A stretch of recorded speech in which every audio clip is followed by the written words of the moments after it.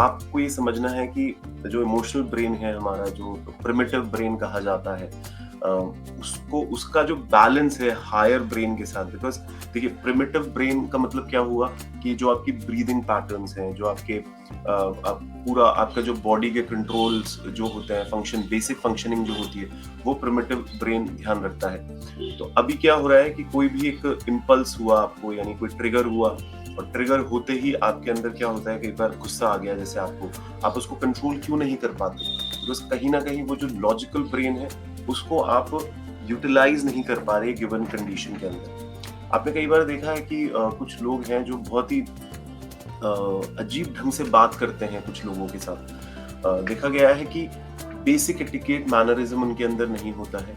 इसके पीछे कारण यही रहता है कि वो लॉजिक्स नहीं लगा पा रहे, वो सिर्फ जो मन में आ रहा है वो बक रहे हैं, यानी जो मन में आ रहा है वो एक्सप्रेस करने की कोशिश कर रहे हैं।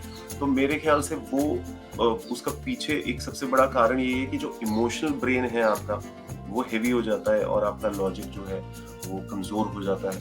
तो इसमें हमारे को दोनों केसेस के अंदर हमको ये देखना है कि भाई आप जो आपका इमोशन है और जो आपका लॉजिक है, इन दोनों का बैलेंसिंग करने के लिए मैं आपको कुछ स्ट्रैटेजीज बताता हूँ। जैसे कि सबसे पहली चीज जो मैंने आपको सिंपली बताई कि जब भी आपको कोई भी ऐसे, जैसे किसी पे गुस्सा आए, किसी को कुछ बोलने का मन कर रहा है, या कुछ कुछ कुछ अंदर आपके कुछ घटना घट रही है, तो आपको ये देखना है कि सबसे पहले आपको रिलैक्स होने की बहुत जरूरत है। बिकॉज अगर आप रिलैक्स नहीं होंगे तो आप लॉजिक नहीं लगा पाएंगे। लॉजिक कब आएगा दोस्त? सेकेंड स्टेप होती है जिसके अंदर हम हायर ब्रेन को यूज करते हैं, उसमें हम लोग फिर डिसीजन मेकिंग के अंदर आ पाते हैं।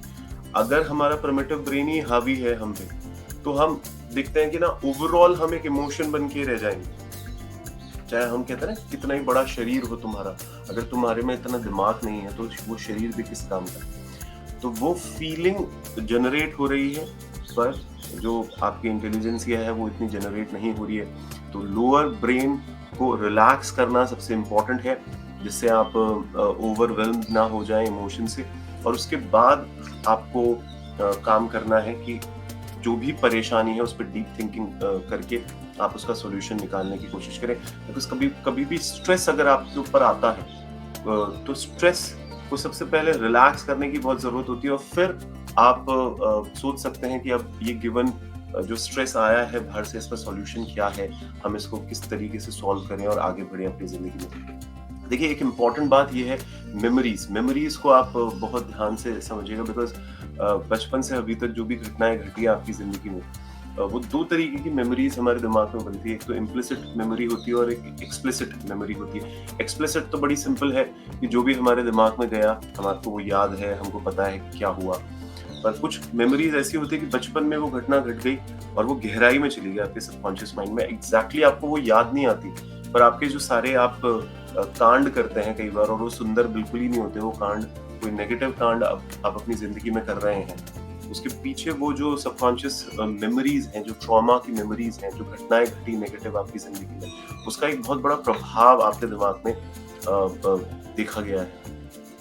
तो इन नेगेटिव इम्प्लिसिट मेमोरीज को सबसे पहले तो आपको एक्सप्लिसिट बनाना बहुत जरूरी होता है। आप एक्सप्लिसिट कैसे बनाया जा सकता है किसी भी मेमोरी को? कॉन्वर्सेशन करके। हम हमेशा से लोगों को कहते हैं कि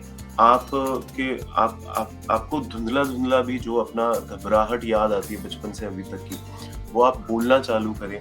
कोचेस के साथ आप शेयर कर सकते हैं, कोई अच्छे अजीज दोस्त के साथ आप शेयर कर सकते हैं, जो भी कहीं ना कहीं आपको लगता है कि थोड़ा गहरा है सोच में और आपको सही मार्गदर्शन दे सकता है। ऐसे लोगों के साथ जितना आप शेयरिंग करोगे, शेयरिंग से होगा क्या?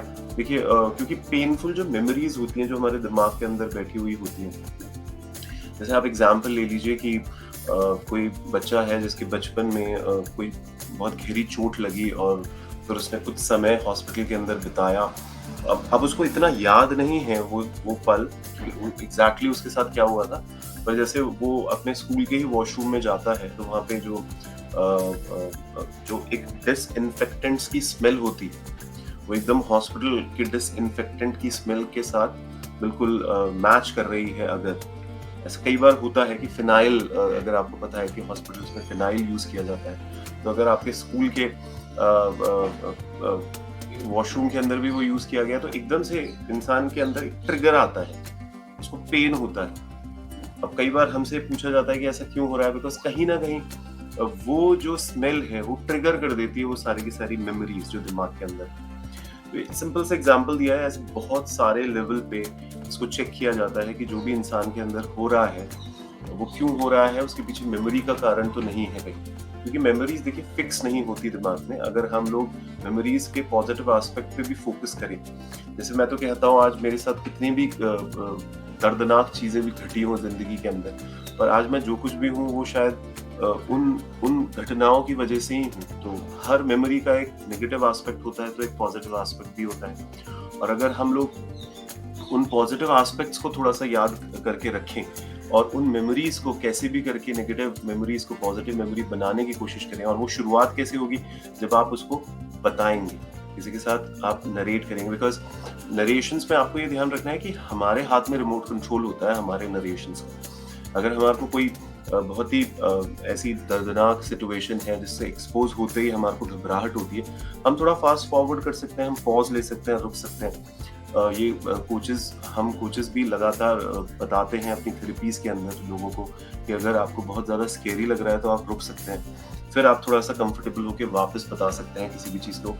पर बात यह है कि अपनी मेमोरी को आप कंट्रोल करना बहुत ज़रूरी है, बिकॉज वो मेमोरी जो इम्प्लिसिट रखी हुई है अंदर, उसको एक्सप्लिसिटली आप अपने एक्सपीरियंस को ग्रेट डिटेल में बताएंगे तो वो जो आपका हिपोकैम्पस होता है, वो सर्च इंजन जो आपके दिमाग के अंदर बैठा होता है ना, उसके अंदर अगर कोई गैप्स होते हैं जहाँ पे नेगेटिविटी भरी हुई है, तो वो आप शेयर कर पाते हैं। और वो जब आप शेयर करेंगे तो पॉसिबिलिटी है कि फिर आप उन चीज़ों को एड्रेस कर पाएँ और लॉजिक लगा पाएँ, जो इलॉजिकली कुछ चीज़ें हमारे ज़हन में चली गई है। कि जैसे देखिए ना, स्मेल है फिनाइल की, तो ऐसे थोड़ी ना होता है कि फिनाइल की स्मेल आएगी आपको पूरी ज़िंदगी और आपको दर्द होगा शरीर में। So it doesn't work like that, but क्योंकि वो इलॉजिकली हमारे दिमाग में चला गया है, तो हम उस मेमोरी को तो डिटेल पिक्चर्स शेयर करते हुए, उन गैप्स को भरते हुए, फिर उनके साथ पॉजिटिव इमोशंस को कनेक्ट करते हुए, थोड़ा लॉजिक लगाते हुए उनको सॉल्व कर सकते हैं।